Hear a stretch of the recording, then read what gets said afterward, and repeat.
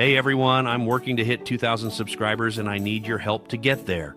If you enjoy the content, please hit that subscribe button right now. Hold up. Stop what you're doing right now because the Minnesota Vikings just dropped a financial bomb on their fan base, and honestly, this is exactly what nobody wanted to see heading into the offseason. Adam Schefter broke the news earlier today that the Vikings have officially informed running back Aaron Jones and defensive tackle Javon Hargrave that they're about to become cap space casualties. We're talking releases. We're talking the beginning of what could be the most brutal roster cleanup in Minnesota recent history. And folks, this is just the tip of the iceberg. The Minnesota Vikings organization finds itself in what can only be described as a financial nightmare scenario. When you're digging yourself out of a negative $44 million cap hole, you don't get to be picky about who stays and who goes. Every decision becomes a mathematical equation where heart, loyalty, and past performance take a back seat to cold, hard spreadsheet reality. The Vikings went from being in that catastrophic negative $44 million range, and they've managed to claw their way up to approximately negative $27.5 million. Is that progress? Technically, yes. Is it enough? Absolutely not. This is where things get really interesting. The release of Aaron Jones alone saves Minnesota $7.75 million against the salary cap. Javon Hargrave's departure, that's another $10.9 million in freed-up cap space. We're talking about nearly $18 million suddenly becoming available for the Vikings to work with. But here's the brutal truth that we need to confront head-on. $18 million is a start, not a solution. Minnesota is still drowning in the negatives, and the organization knows that more cuts are coming, way more cuts. The question isn't whether there will be additional casualties. The question is simply, who's next?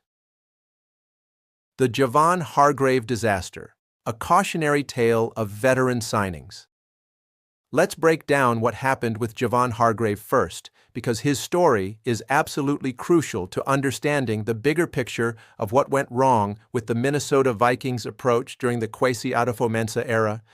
Javon Hargrave came to Minnesota as a decorated veteran. This guy had already earned multiple Pro Bowl selections throughout his career. He'd spent time with the Pittsburgh Steelers, where he made a name for himself. He'd played with the Philadelphia Eagles, one of the most prestigious defensive lines in football. He'd just come off a really solid stretch with the San Francisco 49ers, where the defense was considered one of the best units in the entire league. By almost every measure, Javon Hargrave was a proven elite-level defensive tackle. When Adofo-Mensah brought him to Minnesota, it made sense on paper. It made sense to the fans. It made sense to everyone who knew defensive football. But here's where the trap was set, and this is the crucial lesson for how the Vikings got into this mess in the first place. Veteran free agent signings always come with guaranteed money. Always. And guaranteed money is what creates these dead cap nightmares that plague organizations for years to come. Hargrave was pulling in $21 million per year in salary. That's not a bargain signing. That's investing serious financial resources into a single player on the defensive line. The Vikings believed they were getting an elite pass rusher who would anchor their defense and provide immediate production. What they got instead was disappointment, injury concerns, and a one-year tenure that nobody is celebrating. The reality is brutal. Javon Hargrave played in 2024 and recorded exactly 3.5 sacks for the entire season. 3.5. Think about that number for a second. The Vikings brought in a veteran Pro Bowler, paid him like one of the elite defensive linemen in the league, and got a production level that frankly wouldn't justify a mid-round draft pick. Meanwhile, Dallas Turner, a second-year player who actually came off the bench in several games, managed to record twice as many sacks, sometimes more depending on how you count certain plays. Turner also recorded a forced fumble, showing more impactful plays than Hargrave managed to produce all season. This is what the quasi-Adofo-Mensah era was marked by, bringing in veterans, paying them top dollar, and then watching them underperform while also saddling the organization with years of dead cap consequences when the inevitable releases come. It's the kind of roster management that slowly strangles a franchise financially, leaving little room for flexibility and forcing hard decisions on players who might have still had something left in the tank. For Javon Hargrave, his Minnesota chapter is now permanently closed. He's heading back into free agency as a veteran with a disappointing year on his resume. Maybe another team takes a chance on him and he has a resurgence somewhere else. Maybe he fades from relevance. But either way, his time in Minnesota will be remembered as a cautionary tale about overpaying for veterans without a clear understanding of what the salary cap consequences might be. Aaron Jones, the healthy scratch that wasn't. Now let's talk about Aaron Jones, because his situation is equally frustrating, just for entirely different reasons. Aaron Jones came to Minnesota after establishing himself as a 1,000-yard back during his time with the Green Bay Packers.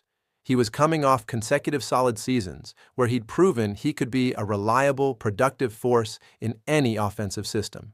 The Vikings extended him, showing faith that he would be a cornerstone piece for their offense going forward. That was the plan. That was the expectation. That was the dream.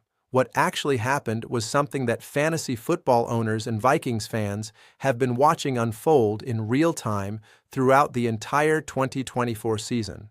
Aaron Jones simply wasn't healthy, and worse, even when he was healthy, he wasn't productive. Let's look at the injury reality first. Coming into this season, Jones carried a massive question mark regarding his durability. Last season, he played in all 17 games, but he was a question mark designation almost every single week. Hamstring issues, shoulder problems, the kind of chronic injuries that linger and prevent a player from ever getting into a true rhythm. When you're constantly dealing with soft tissue injuries, you're not getting explosive, you're not hitting your top speed, you're playing it safe. And in professional football, playing it safe is a formula for underperformance. This season, those injury concerns didn't magically disappear, they got worse. Jones managed to play in only 12 of 17 games, missing significant time to those same nagging issues. The Vikings had to adjust their offensive approach, bringing in Jordan Mason to provide insurance against Aaron Jones's potential unavailability. That's a Band-Aid solution. That's not a long-term strategy. But here's what's even more frustrating than the injuries. Even in the games where Aaron Jones did play, the production simply wasn't there. Not at the level you expect from a guy you've invested in and extended. We're talking about games where he'd get 15 to 16 touches and barely accumulate anything meaningful in terms of yards. There was one game where he had 21 touches against the Giants. 21. You know what he got? 85 yards. That's an average of 4.2 yards per rush. 4.2. For comparison, running back performances that get you paid in the NFL are running at 5 to 6 yards per carry on average. 4.2 yards per rush isn't just below acceptable, it's actively detrimental to offensive efficiency. It means you're not creating space for your receivers. It means you're not wearing down the defense. It means you're essentially wasting an offensive snap that could be used for a pass play or a better running back. What makes this even more confusing is that Aaron Jones had been a productive player in recent seasons. He's gotten 1,000 yards in multiple seasons. In Green Bay, he had back-to-back 1,000-yard campaigns. He had one in Minnesota just last year. The expectation was that he'd build on that momentum, especially after the team showed faith by extending him.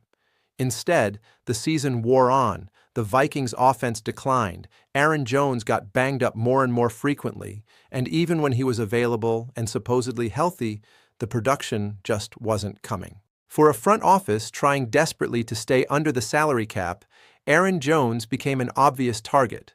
Once the Vikings took stock of their situation and realized they were hemorrhaging money with no clear path to financial stability, players underperforming their contract became immediate candidates for roster cuts. Aaron Jones's release saves the team $7.75 million. In Minnesota's situation, that's money they desperately need elsewhere. The broader catastrophe. Understanding Minnesota's cap crisis. To really understand why the Vikings are making these ruthless decisions, we need to zoom out and look at the bigger picture of how this organization got into such dire financial straits in the first place. The Minnesota Vikings didn't wake up one day and accidentally find themselves in a negative $44 million cap situation.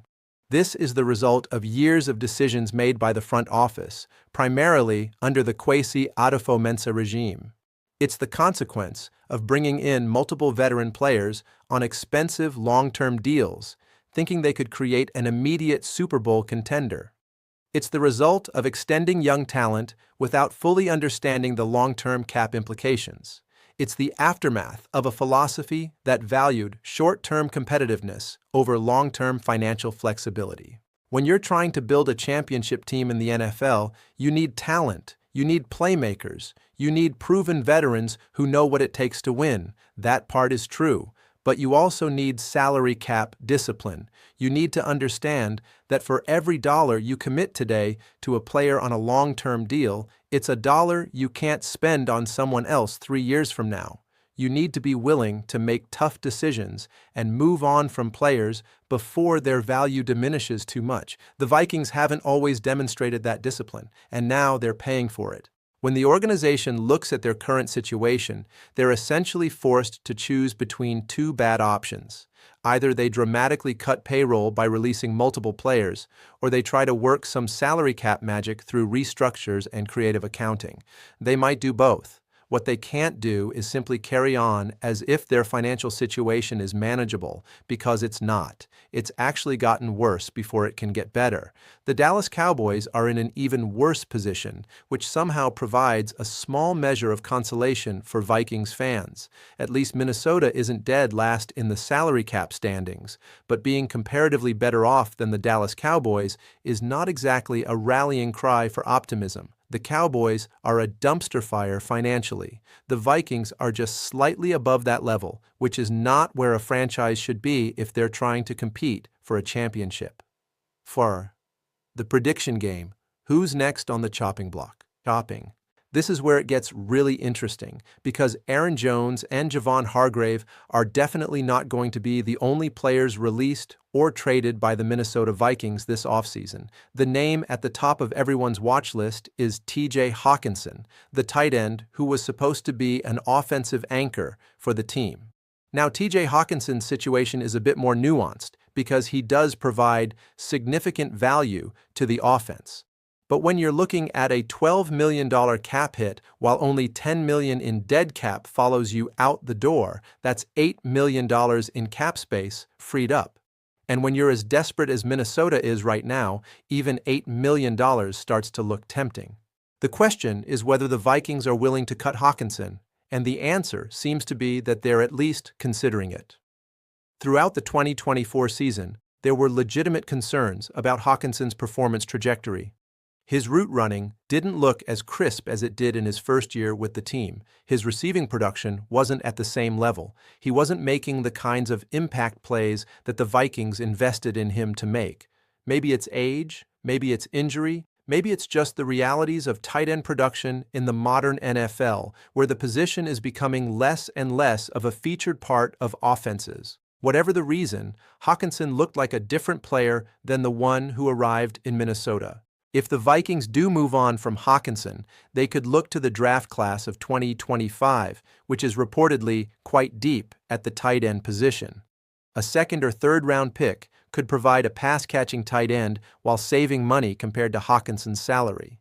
Or they could go with Josh Oliver, their current reserve tight end, in a larger role while pairing him with another depth piece. Ryan Kelly, the center, is another name on the casualty watch list. Kelly was essentially a healthy scratch for most of the 2024 season. An $11 million cap hit with only $3 million in dead cap means the Vikings could free up $8 million more by moving on.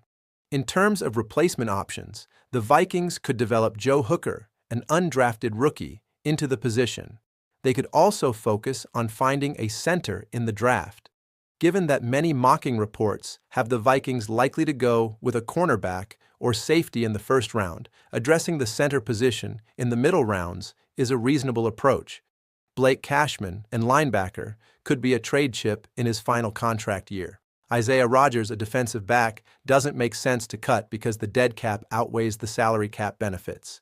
Andrew Van Ginkel, a defensive end, is valuable enough to the defense that cutting him only saves $2 million, which isn't worth it given his production level. So the three biggest names to watch as we move deeper into the offseason are going to be TJ Hawkinson, Ryan Kelly, and potentially Jonathan Greenard, though Greenard is a team captain and might be viewed differently by the front office. The Jonathan Greenard question: trade versus release. Jonathan Greenard is an interesting case study because he's been a solid defensive piece for Minnesota, and he carries that captain designation, which typically comes with some organizational loyalty.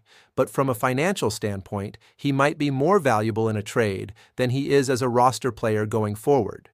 Greenard could potentially fetch something in return if the Vikings put him on the trade market. He's an established player with NFL production, so teams might be willing to part with a pick or even another player to acquire him.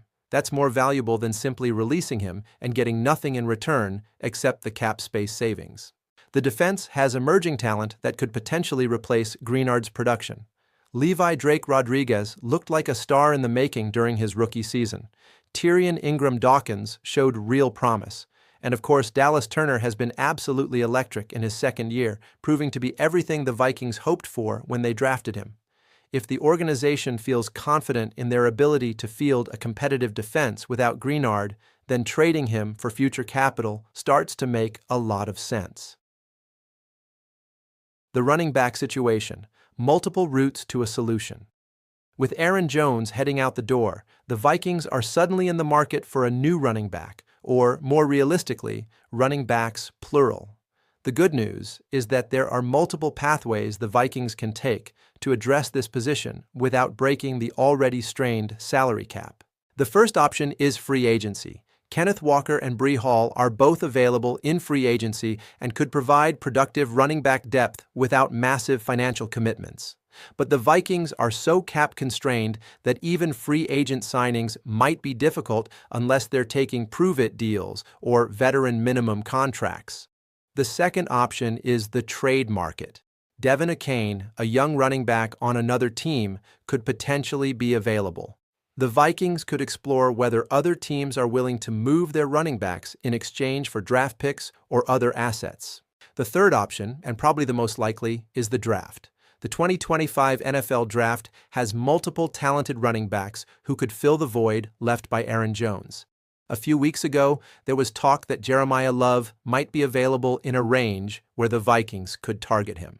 But the Combine has completely changed the conversation around Love. His production and athletic measurements at the Combine have him looking at being selected in the top 5 or even top 10 of the draft, which means the Vikings are going to miss out on him entirely. But there are other running backs available. The Vikings could potentially wait until the second or third round to add running back talent, focusing their early picks on positions like cornerback, safety, defensive tackle, and center, the positions where there are significant holes on the roster.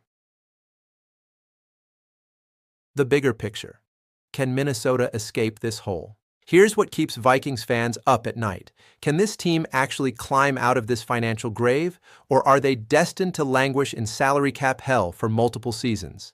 The answer is complicated and depends entirely on what moves the front office is willing to make.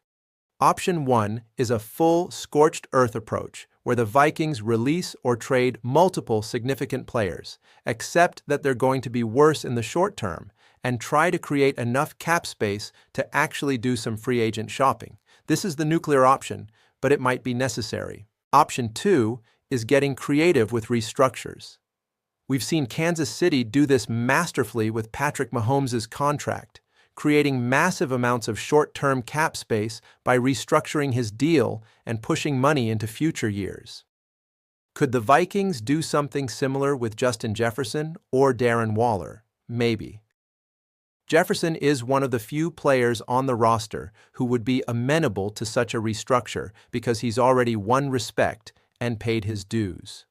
You could potentially make an argument to Jefferson that pushing money back a year allows the team to add the weapons and quarterback talent necessary to actually compete.